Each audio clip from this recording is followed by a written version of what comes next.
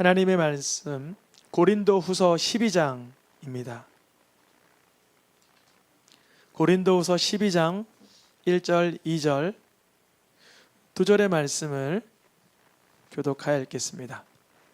제가 먼저 한 절 읽겠습니다. 무익하나마 내가 부득불 자랑하노니 주의 환상과 계시를 말하리라. 그리스도 안에 있는 한 사람을 아노니 그는 14년 전에 셋째 하늘에 이끌려 간 자라. 그가 몸 안에 있었는지 몸 밖에 있었는지 나는 모르거니와 하나님은 아시느니라. 아멘. 평범함을 누리라. 오늘 마지막 시간 제목을 같이 읽어보겠습니다. 시작. 이것이 나의 간증이다. 평범함 속에, 일상 속에, 생활 속에 별일 없고 하찮고 시시해 보이는 그 형편 가운데 간증이 나올 수 있길 축복합니다. 오늘 본문에서 사도 바울은 환상과 계시와 셋째 하늘에 올라간 이야기를 하는 듯 합니다. 고린도후서 12장 1절에서 4절 말씀을 요약하면 이래요. 환상과 계시와 셋째 하늘에 이끌려간 그 낙원에 대한 이야기. 어때요? 이쯤 되면 굉장한 간증이잖아요. 탁월하잖아요. 근데 이런 간증은 어디에 등장하냐면 다니엘, 에스겔, 요한계시록 그런 성경의 곳곳에 환상과 계시와 하늘에 이끌려가 그 낙원을 경험한 이야기들이 잘 정리돼서 적어 있습니다. 알고 싶으면 에스겔, 다니엘, 요한계시록을 통하여 우리는 하나님께서 무엇을 말씀하시는지 성경을 통해 더 자세히 알 수 있어요. 그래서 사도 바울은 환상과 계시와 셋째 하늘, 낙원에 대한 이야기를 하려고 하다가 이 특이한 영적 체험, 특별한 영적 체험을 말하다가 뭐라고 말하냐면 고린도후서 12장 6절에 읽어보겠습니다. 지나치게 생각할까 그만두노라 그래요. 여러분 바람 빠진 것 같죠? 오늘 굉장한 말씀, 계시의 말씀, 환상의 말씀, 셋째 하늘, 낙원에 대한 말씀을 막 이렇게 영화 같은 그런 우주 영화, 미래 영화 이런 걸 볼 줄 알았는데 사도 바울이 뭐라 그러냐면 지나치게 생각할까 그만두노라. 왜 사도 바울은 자신의 특이하고 특별한 영적 체험을 하고자 하다가 그만둘까요? 그것이 간증의 핵심이 아니기 때문에 그래요. 간증은 특이한 영적 증상이나 현상을 말하는 것을 간증이라 하지 않아요. 여러분 정말 특이한 영적 증상과 특이한 형태는 어디에 나오는지 아세요? 무속신앙, 토속신앙. 거기 가면 정말 신기해요. 칼 위에 막 사람이 널뛰어요. 그 정도면 신기한 거 아니에요? 칼 위에 사람이 걸어다니면 신기한 거잖아요. 불을 먹고 한 달 동안 물도 안 먹고 이런 특별한 영적 증상이나 현상들을 듣고자 하면은요, 토속신앙, 무속신앙 이런 데 가서 자세히 들여다보면 더 굉장한 것들이 많아요. 사도 바울은 자신의 그런 특별한 체험들을 말하고자 하다가 거기에 치중할까, 본질을 놓칠까, 진리를 놓칠까, 지나치게 생각할까 그만두노라 이렇게 말했던 거예요. 그럼 사도 바울은 무슨 간증할까요? 무슨 간증할까요? 7절 말씀에 하나님께서 나의 교만을 다루시려고, 나의 오만함을 다루시려고, 나의 자고함을 다루시려고 자신의 삶 속에 사단의 사자라고 표현할 정도로. 여러분 사단의 사자가 뭐예요? 사단 마귀 귀신을 말하는 거 맞아요. 그런 통증을 내게 줬다는 거예요. 사람마다 다 다른데요. 어떤 사람은 모든 사람이 평범하게 여기는 그 영역에 너무나 위축돼 있어요. 너무나 허약해요. 근데 그것이 자만하지 않게 하시려는 하나님의 계획임을 발견하길 축복합니다. 사람마다 다, 어떤 사람은 부지런한데 어떤 사람은 너무 게을러요. 어떤 사람은 온유한데 어떤 사람은 너무 뭐랄까요, 교만해요. 어떤 사람은 하나님 보시기에 충성되게 사는데 어떤 사람은 항상 마음이 흐지부지해요. 근데 그게 내가 변화될 영역이라고 여기고 변화받는 과정 가운데도 늘 그게 나의 가시와 같아요. 그럼 그게 간증의 거리예요. 왜냐하면 내가 할 수 없는 영역이 하나님이 하셔야 되기 때문에 간증이라 그러는 거예요. 7절 말씀 뒤에 왜 이런 사단의 가시를 준 것이 간증인가? 고린도후서 12장 9절에 우리의 은혜는 우리가 약할 때 온전하게 드러난다는 거예요. 나 굉장한 사람이에요. 하나님이 날 구원시켜 줬는데요, 굉장한 사람이에요. 이러면 하나님의 은혜가 저감돼요. 그런데 하나님께서 내 모난 부분, 게으름, 괴팍스러움, 교만함, 연약함, 어리석음, 무지함, 수많은 내 연약한 부분, 약한 데서 하나님의 능력이, 하나님의 은혜가 내 속에서 분명해지는 거, 그걸 간증이라 그래요. 그러면 누가 자랑되냐면 나는 부끄럽고 연약하나 하나님의 은혜가 월등히 드러나는 거예요. 그걸 간증이라고 합니다. 우리의 약함이 실토될 때 하나님의 능력이 드러나고 우리의 허약함이 드러날 때 하나님의 능력이 온전하여지는 것, 이걸 자랑, 간증이라고 합니다. 고린도후서 12장 9절 읽어보겠습니다. 파란 글씨만, 나의 여러 약한 것들에 대하여 사랑하는 것. 그러니까 사도 바울이 먼저 얘기했던 삼층천, 계시, 환상, 그건 사도 바울 자신의 자랑이 될 수 있는 개연성이 있기 때문에 멈추는 거예요. 그런데 약한 것들이 뭘까요? 사도 바울의 육신의 가시, 어떠한 자신의 연약한, 감추고 싶은, 수치스럽고 허약한 영역들을 주님의 능력이 나타나기 위하여 자랑하는 거예요. 그걸 바로 간증이라고 합니다. 우리가 신비로운 영적 체험이 간증이라고 여긴다면 제자들에게도 그런 사건이 한 번 있었어요. 베드로, 야고보, 요한에게 그런 사건이 있었어요. 변화산에 올라가서 예수님의 변화된 모습을 봤어요. 그래서 베드로가 뭐라 그러냐면, 하나는 주를 위하여, 하나는 모세를 위하여, 하나는 엘리야를 위하여 집 짓겠습니다. 이 말씀이 무슨 뜻일까요? 다음 구절에서 해석이 되어 있어요. 읽어보겠습니다. 그가 무슨 말을 할지 알지 못함이었더라. 무슨 말이냐면 신비한 영적 체험을 했는데 그 가운데서 베드로는 깨닫질 못했어요. 그러니까 엘리야를 위해, 모세를 위해, 예수님을 위해 집 3개 짓고 싶습니다 그랬어요. 하늘에서 뭐라고 말씀하신 하나님께서는 그 뜻이 아니야. 엘리야랑 모세랑 예수님이랑 동등하다는 얘기가 아니야. 오직 너희는 내 아들 예수의 말을 들어 그러셨어요. 하나님께서 못 알아들으니까. 베드로가 엘리야, 그토록 자신이 태어나기 800년 전에 태어난 그 엘리야를 보면서 자신이 태어나기 전에 1300년 전에 태어난 그 1400년 전에 태어난 모세를 보면서 너무 감격스러웠어요. 그래서 모세를 위하여, 엘리야를 위하여, 예수님을 위하여 집 짓고 싶습니다. 그 환상을 경험해서 영적 체험을 간증하고 있는 거예요. 근데 자기가 무슨 말 하는지도 몰랐더라 이거예요. 여러분, 간증의 내용은 내 허약함을 통해서 하나님의 능력이 분명히 드러나는 것, 그걸 간증이라 그래요. 근데요, 이런 간증이 있어요. 내가요 어제 꿈을 꿨는데 뭐가 뜨겁더니 뭐가 꽝 떨어져서 놀랬어요. 간증이에요, 간증 아니에요? 이건 그냥 누구나 경험할 수 있는 꿈이에요. 아무나 경험하는 현상이에요. 거기에는 메시지가 없어요. 하나님의 음성, 뜻, 의, 하나님의 계획이 없어요.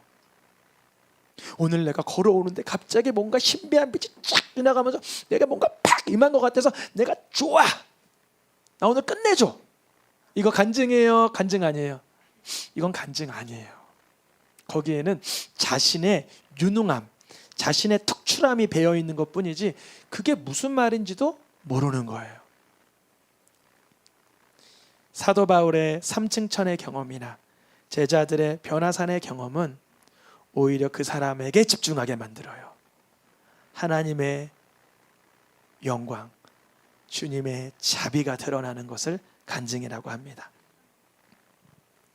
그래서 사도 바울은 자신의 선교 여정 가운데 자주 간증하던 게 뭐였냐면 나의 과오, 나의 오판, 나의 실수, 나의 죄성, 나의 불법, 나의 허약함, 나의 나약함, 나의 교만함, 나의 고약함을 간증했어요. 한번 찾아보겠습니다. 예루살렘 성전에서 유대인들에게 간증할 때 사도행전 22장 말씀에 뭐라고 자신을 간증하는지 같이 한번 보겠습니다. 사도행전 22장. 사도 바울이 자기 간증하는 거예요. 삼층천 얘기, 계시, 환상 그런 얘기할 것 같은데 아니에요.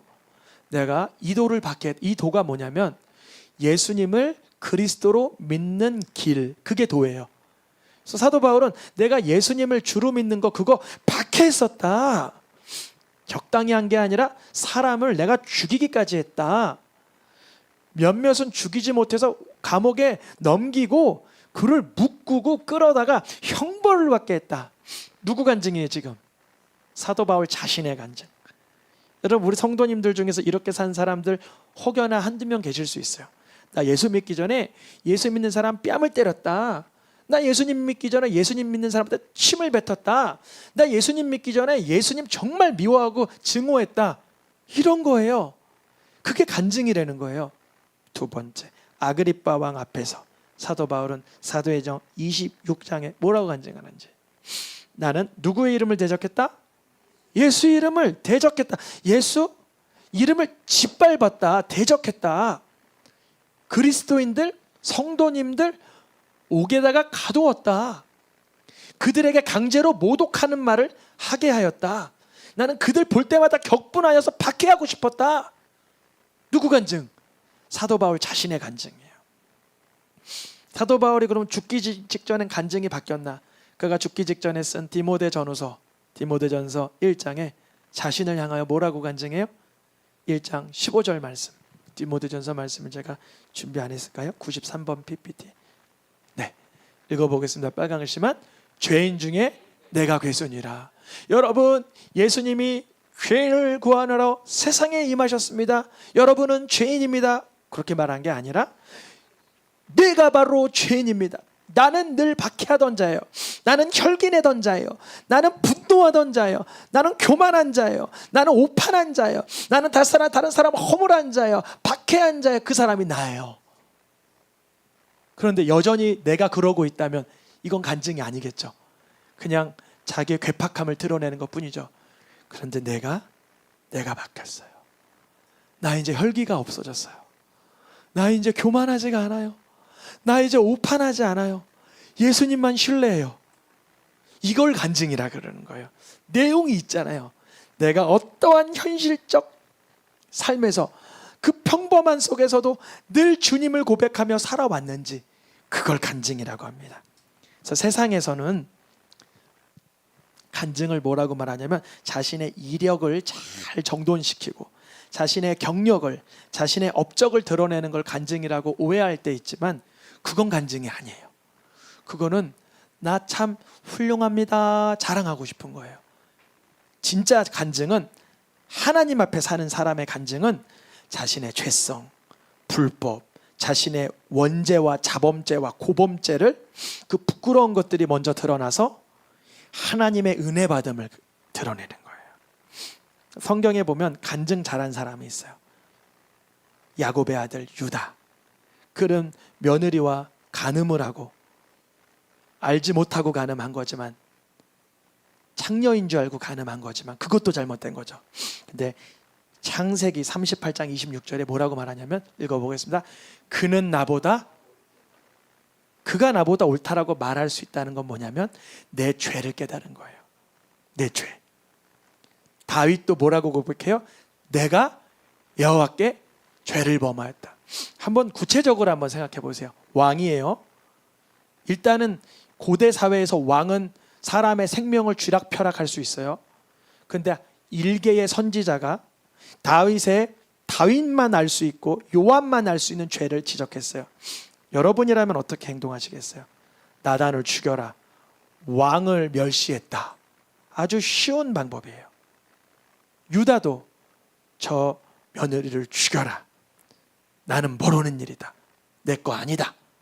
이러면 될 거예요. 사도행전 2장에서 하나님의 말씀을 듣고 마음에 찔려도 이를 부닥 가르면 끝날 일인데, 형제들아 우리가 어찌할꼬, 나의 가슴을 치는 거예요.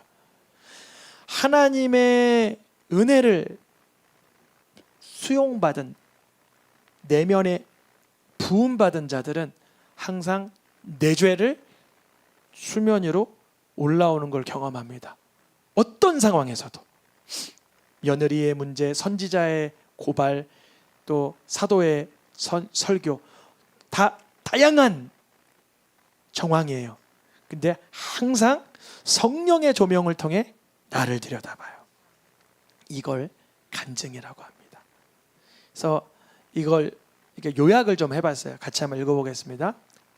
좀 길지만 이 시간 좀 집중해서 핸드폰 주머니에 넣고 게임하지 마시고, 또 온라인 보지 마시고, 또 페이스북 이런 거 하지 마시고, 또 저 카페에서나 저기 다 집중해서 같이 한번 읽어보겠습니다. 시작. 간증은 사람 앞에서 꾸미는 말이 아니라 하나님 앞에서 이미 쓰여지고 있는 평범한 우리의 삶의 기록입니다. 우리의 말이 간증이 되고, 우리의 선택이 간증이 되고, 우리의 회개가 간증이 되고, 마지막에는 우리 모든 것이 그리스도 심판대 앞에 간증으로 드러납니다. 여러분, 우리가 지금은 저도 이렇게 꾸미고 나온 거예요. 이렇게 넥타이 잘 매고, 이렇게 머리 다듬고, 안경 잘 끼고, 닦고 나온 거예요. 근데 하나님 앞에 설 때는 그렇게 할 수가 없어요. 우리 성도님 중에 예전에 간증 어떤 분이 하셨는데, 하나님 앞에는 이 속을 가릴 사람을 만나면 무슨 말 할까 너무 미워하던 사람이라도 딱 만나면 미움을 조금 감쇄시켜야죠. 잘 지내셨어요? 이게 되죠, 세상에서. 근데 하나님 나라 가면 그게 안 된다는 거예요. 잘 지내? 너 미움 있지? 네, 미움이 있어요. 이렇게밖에 안 된다는 거예요. 이 땅에선 증오, 미운, 폭력, 혈기, 교만, 오만, 거짓이 조금씩 희석이 돼요. 얼굴 낯빛이 조금 드러날지 몰라도 얼굴 관리 잘하는 사람들은 이게 이 페르소나랑 탁 씌워져서 탁 바꿀 수가 있어요. 연기할 수, 나 안 미워했어요, 이럴 수 있어요. 근데 하나님 앞에서는 우리의 지금 평범한 우리의 삶에 내가 했던 말 있잖아요. 아내와 남편과 자녀와 부모에게 했던 그 손쉬운 말들이 뭐라고요? 그게 간증이에요. 위대한 게 간증이 아니라 그게 간증이에요. 부모를 향해서 이러면 이게 뭐예요? 바로 이 간증이에요. 근데 네 하면 이게 뭐예요?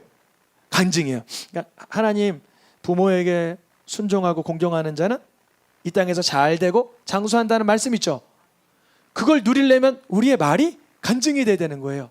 선택, 이걸 하나님의 것을 선택할까 세상 것을 선택할까, 좀 아쉽지만 하나님의 것 선택하자. 간증인 거예요. 때로는 못 선택했고 말이 잘못 나왔어요. 그럴 때 뭐 해야 돼요? 또 회개. 예수님, 내 말의 습관, 내 생각의 습관, 내 선택의 습관을 불쌍히 여겨주세요. 이 모든 것이 어디에 드러나요? 그리스도의 심판대에 드러나요. 그리스도 심판대는 뭔가, 전도서 PPT는 준비 안 돼 있어요. 전도서를 기준으로 뭐라고 써 있냐면 은밀한 거라고 써 있어요. 뭐라고요? 서로를 바라보면서 이렇게 은밀한 걸 심판하신답니다. 이렇게 인사 나누면 좋겠어요. 은밀한 거. 그러면 좀 무섭죠. 근데 이거 무서운 거 아니에요. 그게 무서운 게, 여러분 남을 돕때 어떻게 하라 그래요? 기도할 때 어디서 하라 그래요? 은밀하게 골반. 이렇게 받아들인 사람은 은밀한 거 심판하세요. 할렐루야, 상급 받을 게 널렸네, 이럴 거예요. 근데 은밀한 걸 심판하십니다. 은밀한 거 내가 은밀하게 한 거 그거 들키면 큰일 나는데, 이런 사람들은 막 벌벌벌 떠는 거예요. 은밀한 거. 마태복음 기준으로는 무익한 말도 심판하신답니다. 인사 나누면 좋겠습니다. 시작. 무익한 말도.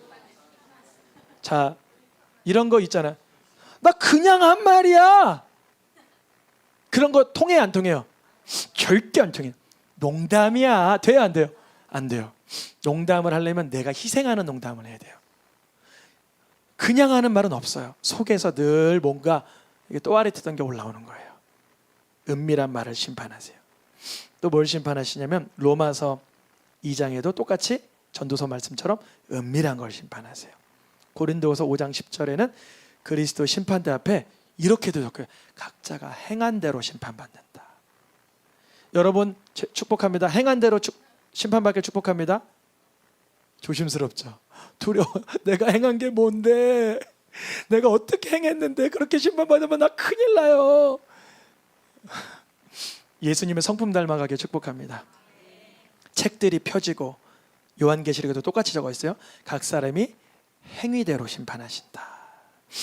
여러분, 구원은 행위로 하는 게 아니지만 심판은 행위로 하는 거예요. 구원은 뭘로 해요? 믿음으로 해요. 우리의 행위는 우리의 구원을 이룰 수가 없어요. 그러나 우리의 나타난 행위는 성령의 열매가 맺어지면 상급이 되고, 우리의 고약한 행위들은 심판이 거리가 됩니다. 날마다 그래서 우리의 믿음의 고백이 중요해요. 예수님 도와주세요. 저는 막 뜨겁게 찬양하다가 기도하다가 꼭 하게 되는 말이고, 도와주세요 이렇게 돼요. 결국 끝에는 도와주세요. 내가 불가항력적이고 불가능하다는 걸 늘 발견. 성령에 충만할수록 내가 의롭고 내가 거룩하고 내가 할 수 있다가 아니라, 나는 하나님의 의로우심 앞에 연약하고 부족하니 주님의 도우심을 간절히 구해야 되겠다. 이게 성령 충만이에요. 간증은 우리가 꾸밀 수 없고 평범한 삶 속에서 계속적으로 일어나고 있는 거예요. 그게 삶의 이야기가 되는 것이죠. 평범한 속에 말이죠. 그래서 간증의 핵심은 뭘까? 읽어보겠습니다. 다음 말씀 시작. 누구의 죄? 서로 바라보면서 나의 죄를 깨닫겠습니다. 당신을 정죄하지 않겠습니다.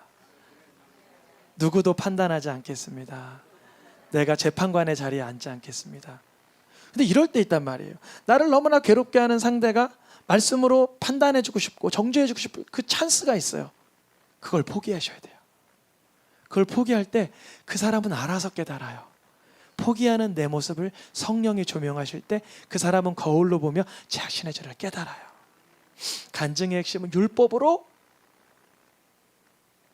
너가 잘못했잖아. 그게 잘못됐지. 이거 아니잖아.